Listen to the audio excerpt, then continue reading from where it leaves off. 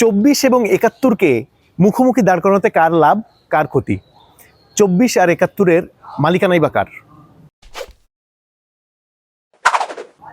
সাম্প্রতিক সময়ে অন্তত জুলাই অভ্যুত্থান পরবর্তী সময়ে এই যে ইসলামিস্ট ডানপন্থীদের উত্থান, মব তৈরি করে নানান রকমের উপদ্রব করা এবং স্বাধীনতা বিরোধীদের দল হিসেবে পরিচিত জামায়াত ইসলাম আর তার ছাত্র সংগঠন শিবিরের যে প্রচণ্ড আস্ফালন, যুদ্ধাপরাধের দায়ে ফাঁসির দণ্ডপ্রাপ্ত জামাত নেতা এটিএম আজহারের বেকসুর খালাস পাওয়ার ঘটনা, তার মুক্তির উদযাপন শাহবাগে, কিংবা এই যে একের পর এক নিপীড়ন, হামলা, হত্যার ঘটনায় বারবার তাদের নামটাই উঠে আসছে। প্রায় নিরঙ্কুশভাবে এই পরিস্থিতির জন্য দায়ী করা হচ্ছে জুলাই অভ্যুত্থানে যারা অংশ নিয়েছিলেন এবং এর সাথে যারা জড়িয়েছিলেন বা নৈতিক সমর্থন জুগিয়েছিলেন তাদেরকে। অন্যদিকে আওয়ামী লীগের ফ্যাসিবাদী কর্মকাণ্ডের জন্য এখন আওয়ামী লীগের কর্মী সমর্থকদের চেয়ে বেশি গালাগাল খাচ্ছেন একসময় যারা যুদ্ধাপরাধীদের বিচারের দাবিতে শাহবাগে জড়ো হয়ে গণজাগরণ মঞ্চ তৈরিতে ভূমিকা রেখেছিলেন। যুদ্ধাপরাধীদের বিচারের দাবির সেই আন্দোলনে প্রত্যক্ষ বা পরোক্ষভাবে জড়িয়েছিলেন তারা, তাদের নাম হয়েছে এখন শাহবাগী। বলা হচ্ছে এই শাহবাগীদের কারণে এবং সেই আন্দোলনের কারণে পরবর্তীতে আওয়ামী লীগ সরকার একটা ফ্যাসিবাদী সরকার হয়ে উঠতে পেরেছিল।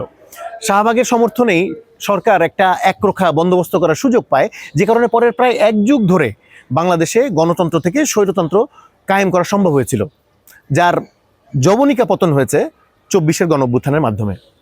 আমি মনে করি এই বিষয়টার মীমাংসা এই মুহূর্তে যদি সম্ভব নাও হয়, এটা নিয়ে একটা আলোচনা হওয়াটা খুবই জরুরি হয়ে গেছে। আমরা কেন বারবার 24 আর 71-কে মুখোমুখি দাঁড় করাতে চাইছি? একটাকে ধারণ করলে আরেকটাকে ধারণ করা যাবে কিনা, না গেলে কেন যাবে না, আর গেলে কেন যাবে, কিংবা এ দুটো ঐতিহাসিক ঘটনার মাঝে আসলেই কোনো দ্বন্দ্ব আছে কিনা। আগেই বলে রাখি, দ্বন্দ্ব যদি নাও থাকে, একটা বিষম সঙ্গতি সম্পন্ন ধারণা, মানে ইংরেজিতে যাকে বলে প্যারাডক্স, সেটা কিন্তু আছে। কিন্তু সেটাই এখনই ঢুকবো না, আমি সে আলাপে পরে আসছি। আগে আমরা বরং একটু পেছনের দিকে তাকাই।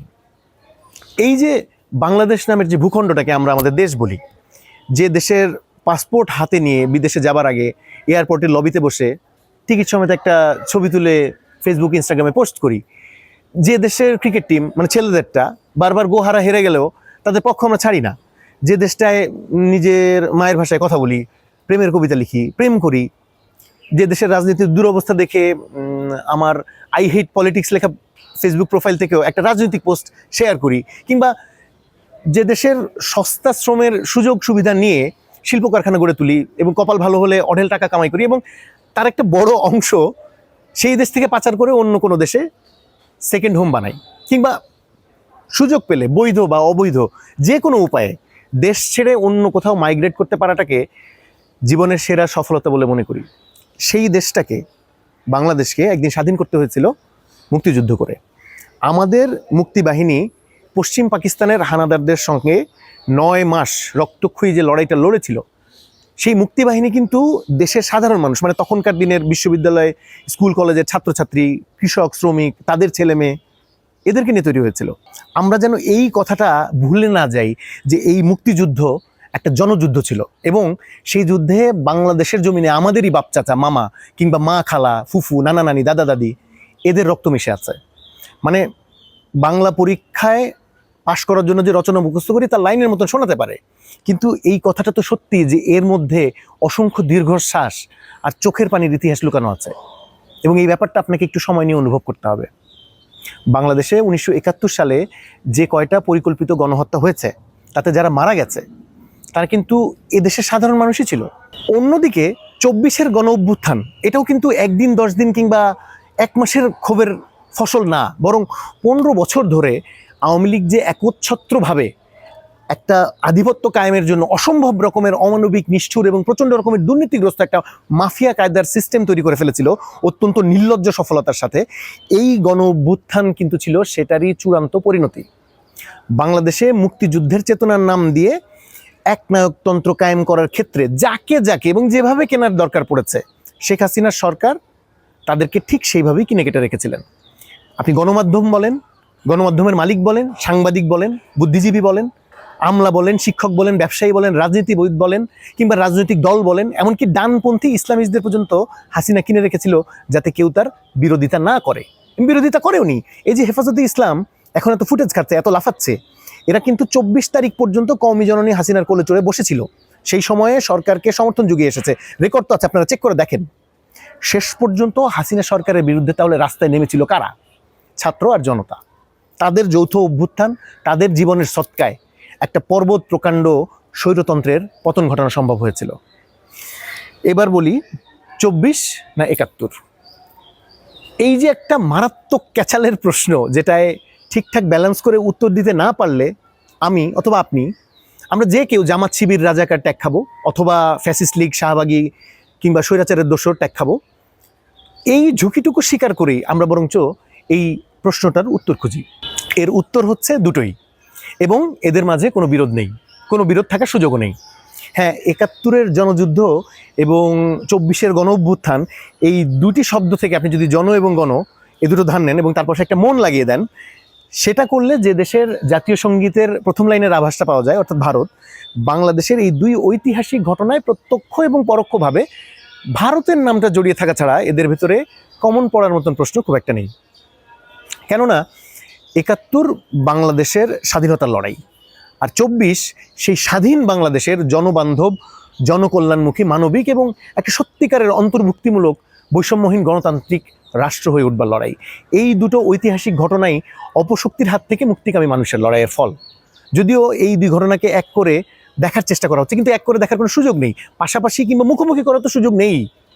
কেননা আমাদেরকে এটা মানতেই হবে যে 71 হয়েছিল বলেই 24 হয়েছে।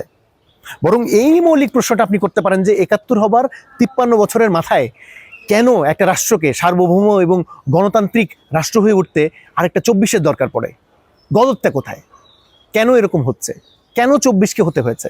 কারণ যেই বৈষম্যহীন জনবান্ধব রাষ্ট্র 1971 সালের পরে আমাদের পাবার কথা ছিল, সেটা আমরা এত বছরেও পাইনি। 71 এবং 24 এই দুটোতেই যাদের অস্বস্তি, তাদের ইতিহাস ধরে যদি টান দেন, দেখবেন এই দুই দলেরই জনগণের স্বার্থের বিরুদ্ধে যাওয়ার ইতিহাস আছে। আমাদের সার্বভৌমত্বকে প্রশ্নবিদ্ধ করার এবং হুমকির মুখে ফেলার ইতিহাস এদের রয়েছে। এই দুষ্টু চক্র থেকে আপনি যদি বের হতে চান, তাহলে আপনাকে 71 এবং 24 এই দুটোকেই ধারণ করতে হবে। বাংলাদেশ একটা সত্যিকারের সার্বভৌম জনগণের মালিকানার গণতান্ত্রিক রাষ্ট্র হবে নাকি হবে না, সেটা নির্ভর করছে আপনি এই দুটিকে একসাথে বেছে নেবেন নাকি এর যে কোনো একটাকে বেছে নেবেন তার উপরে। এইবার আসি 71 আর 24-এর মালিকানার প্রশ্নে। এই দুই ঐতিহাসিক ঘটনার মালিকানা আসলে কার? এটা খুবই গুরুত্বপূর্ণ প্রশ্ন। এর উত্তর দেওয়ার আগে আমরা এর পেছনে যে রাজনীতিটা আছে সেটা একটু খোলসা করে নিই। জামাত শিবির চায় 71-কে ভুলে যেতে এবং ভুলিয়ে দিতে, কেননা জামাত জানে তার লেজটা ঠিক কোথায় আটকা। তার যে পাপ, তার জুলুম, অপরাধ, তার হাতে পায়ে সারা গায়ে এখনও যে 71-এর গণহত্যার রক্ত লেগে আছে, এটাকে সে নানান রকমের কথার ছলচাতুরি দিয়ে ভুলিয়ে দিতে চায়। এর বিনিময়ে তার প্রত্যাশা 24-এর মালিকানা। কেন?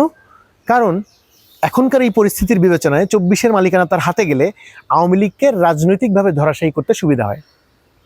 আপনারা মিলিয়ে নেন, জামাত এখনই বলতে শুরু করেছে যে তাদের নেতৃত্বেই 24-এ সরকার পতন হয়েছিল। আওয়ামী লীগও এই বয়ানটাতে খুবই খুশি হয়, কারণ আওয়ামী লীগ চায় 24-কে জামাতের রাজনৈতিক ষড়যন্ত্র তকমা দিয়ে ভুলিয়ে দিতে এবং ভুলে যেতে। এর বিনিময়ে সে চায় 71-এর একক মালিকানা। অথচ 24-এর আগে তার যে লুট, গুম, খুন, এবং 24-এ তার যে গণহত্যা, তার দগদগে ঘা এখনো শুকায়নি। যে মানুষগুলো মারা গেছে তাদের পরিবার এখনো শোক কাটিয়ে উঠতে পারেনি, কিন্তু সে চায় মানুষ 24 ভুলে যাক একটা নিছক রাজনৈতিক ষড়যন্ত্র ভেবে। এই কয়েক বছরের ভেতরে আপনারা দেখবেন যে 71-এর মতনই 24-এর মানুষগুলোকে নিছক একটা সংখ্যায় পরিণত করা হবে। যারা শহীদ হয়েছে, আহত হয়েছে, তারা যে আমাদের ভাই বোন, বন্ধু স্বজন, তার কোনো চিহ্ন দেখতে পাবেন না এদের কোনো কথায় বা বয়ানে। তখন দেখবেন এরা একজন আরেকজনকে 3 লাখ না 30 লাখ, 1500 না 15 জন, ভারতের ষড়যন্ত্র ছিল না পাকিস্তানের ষড়যন্ত্র ছিল, এসব নিয়ে রাজনৈতিক বয়ান চালাচালি করবে। কিন্তু সেই সংখ্যার পেছনে যে কতগুলো মানুষ ছিল, তারা যে আমাদের পরিবারের মানুষ, আমাদের আপনজন, এরা যে আর কোনো দিন ফিরে আসবে না, এবং এই বাস্তবতাটাও যে একান্তই আমাদের, এর কোনো চিহ্ন এদের কারো বয়ানে আপনি দেখতে পাবেন না। হ্যাঁ, 71-এর মুক্তিযুদ্ধের সংখ্যা, মুক্তিযুদ্ধের শহীদের সংখ্যা কিংবা বীরাঙ্গনার সংখ্যা নিয়ে একটা বিভ্রান্তি করা হয় সেটা এই জন্য যে জামাতের যুদ্ধাপরাধকে খাটো করে দেখানোর চেষ্টা। একই কথা আওয়ামী লীগের প্রসঙ্গে বলা যায় যে 24-এ কারা মারা গেছে, কারা মারা যায়নি, কতজন মারা গেছে, মারা যায়নি, কে মেরেছে, এইসব নিয়ে নানান রকমের ষড়যন্ত্র তত্ত্ব। কিন্তু 24 হোক কিংবা 71, মানুষ তো মারা গেছে। যারা মারা গেছে তারা আমাদেরই স্বজন, তারা আমাদের লোকজন। তারা তাদের জীবনের বিনিময়ে একটা স্বাধীন দেশ দিয়ে গেছে, একটা স্বাধীন দেশকে গণতান্ত্রিক করার স্বপ্ন দেখার সুযোগ দিয়ে গেছে। 24 কিংবা 71 কোনোটাই কোনো বিশেষ রাজনৈতিক দলের লড়াই ছিল না। কাজেই এর মালিকানা কোনো একক দলের কিংবা কোনো পরিবারের বা রাজনৈতিক ব্যক্তির দাবি করার সুযোগ নেই। আওয়ামী লীগ এবং জামায়াতে ইসলাম এই দুই দলেরই রাজনৈতিক চাওয়া আমরা দেশের জনগণ যেন 71 আর 24 এর যে কোনো একটাকে ধারণ করি এবং অন্যটাকে ভুলে যাই। অথচ 71-এর মুক্তিযুদ্ধের মালিকানা যেমন শেখ পরিবারের না বা আওয়ামী লীগের না, সেরকম 24-এর মালিকানাও এনসিপি কিংবা জামায়াতে ইসলামের নয়। এবং ওই যে শুরুতে বলেছিলাম বিষম সংগতি সম্পন্ন একটা ধারণা, মানে একটা প্যারাডক্স, সেই প্যারাডক্সটা এখানেই আছে। 71 এবং 24-কে আপনি যদি মুখোমুখি দাঁড় করান তখন একটা প্যারাডক্স তৈরি হয়। কোনো মানুষ যদি 71 এবং 24 এই দুই ক্ষেত্রেই তার কোনো স্বজনকে হারান, তিনি কোন পক্ষকে বেছে নেবেন, কোনটাকে আপন করবেন, কোনটাকে পর করবেন? এই প্যারাডক্স থেকে বের হয়ে আসার সবচেয়ে উত্তম পদ্ধতি হবে এটাই যে আমরা এই দুটি বড় ঘটনাকেই ওন করব, ভুলে তো যাবই না, বরং গণহত্যায় যার যা ভূমিকা ছিল তার জন্য কৈফিয়ত দাবি করব, বিচার চাইব এবং শাস্তি চাইব, কোনোভাবেই তাদেরকে ভুলতে দেব না। 71-এর স্বাধীন বাংলাদেশের 24-এ এসে একটা সত্যিকারের মানবিক জনমুখী গণতান্ত্রিক রাষ্ট্রে পরিণত হওয়ার যে সম্ভাবনা, এবং আমি খুবই সচেতনভাবে এখানে সম্ভাবনা শব্দটা ব্যবহার করছি, সেই সম্ভাবনা পুরোপুরি নির্ভর করছে আপনি 71 এবং 24 এই দুটোকেই একসাথে ধারণ করতে পারেন নাকি পারেন না তার উপরে। এখানে ব্যালেন্স করার কিছু নেই, মানে আছে কিন্তু একটাকে বাদ দিয়ে আরেকটাকে ব্যালেন্স করার কিছু নেই। দুটোকে একসাথে ধারণ করে ব্যালেন্স খুঁজে পাওয়ার দরকার আছে। কারণ যেই বাংলাদেশে আপনি আপনার শেষ জীবনটা কাটানোর স্বপ্ন দেখেন, সেই স্বপ্ন পূরণ হওয়া নির্ভর করছে একই সাথে 24 এবং 71-কে ধারণ করতে পারার ভেতরে। আপনি কি করছেন? আওয়ামী লীগের উপর রাগ করে 71-কে ডিজন করছেন, আর অন্যদিকে আপনি জামাতকে ঘৃণা করেন বলে 24-কে ডিজন করছেন। আমার প্রশ্ন হচ্ছে, প্লেট বাটি এসব যদি চোরে চুরি করে নিয়ে যায় বাড়ি থেকে, আপনি কি বাকি জীবন মাটিতে ভাত খাবেন? তাই কি হয়? দেখেন, মানুষের উপরে যদি ইসলামী চেতনার নামে জুলুম করা হয়, সেটা যেমন জুলুম থাকে, সহি হয়ে যায় না, ঠিক একইভাবে মানুষের উপর যদি মুক্তিযুদ্ধের চেতনার নামে জুলুম করা হয়, সেটাও জুলুম করাই হয়, সেটার কোনো ন্যায্যতা থাকে না। আমাদের লড়াইটা 71 হোক কিংবা 24 বরাবরই ছিল জুলুমের বিরুদ্ধে।